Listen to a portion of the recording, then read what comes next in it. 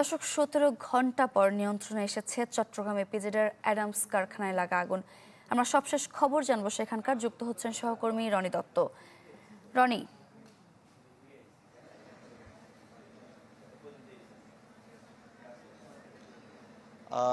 আমরা যেটি দেখছি আসলে আমরা গতকাল থেকে যে আগুনটি লেগেছিল প্রায় ১৭ ঘন্টা পর এখন সেটি নিয়ন্ত্রণে এসছে এবং কিছুক্ষণ আগে এখানে কথা বলেছিলেন ফায়ার সার্ভিস কর্মকর্তারা এবং ইপিজেড কর্মকর্তারা। তারা কিন্তু আবার যেটি বলছেন এই ঘটনাটি আসলে দুটি তদন্ত কমিটি গঠন করা হয়েছে। একটি ফায়ার সার্ভিস কর্তৃপক্ষ থেকে গঠন করা হয়েছে এবং একটি ইপিজেড কর্তৃপক্ষ থেকে গঠন করা হয়েছে।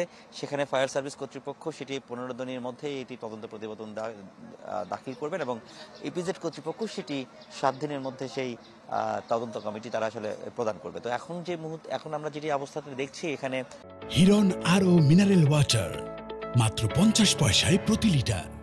আগুন আপাতত যে ধোঁয়া কিন্তু উঠছে বিভিন্ন ফ্লোর থেকে, বিশেষ করে নিচের যে ফ্লোরটি রয়েছে দ্বিতীয় তলা, সেই দ্বিতীয় তলার ভবনের সহ আর বেশ কয়েকটি জায়গা থেকে এখনো ধোঁয়া আমরা দেখতে পাচ্ছি। তবে ফায়ার সার্ভিস কর্মকর্তারা বলছেন তারা পুরোপুরি নিয়ন্ত্রণে নিয়েছেন এবং তাদের যে বিষয়টি তারা বলছেন যে এখন ডাম্পিং এর কাজ চলছে এবং ক্ষয়ক্ষতির পরিমাণটি হয়তো তারা পরবর্তীতে নিরূপণ করতে পারবেন। তো সার্বিকভাবে এখন আপাতত আমরা যেটি দেখছি যে সে আগুনটির ডাম্পিং যে কাজটি, যে সামগ্রিক কাজটি, সেটি আসলে এখন করছেন ফায়ার সার্ভিস কর্মকর্তারা। তো এই ছিল এখানকার সবশেষ অবস্থা। সারিকা, ধন্যবাদ আপনাকে। দর্শক, চট্টগ্রাম অ্যাডামস কারখানায় অগ্নিকাণ্ডের ঘটনা নিয়ে জানছিলাম।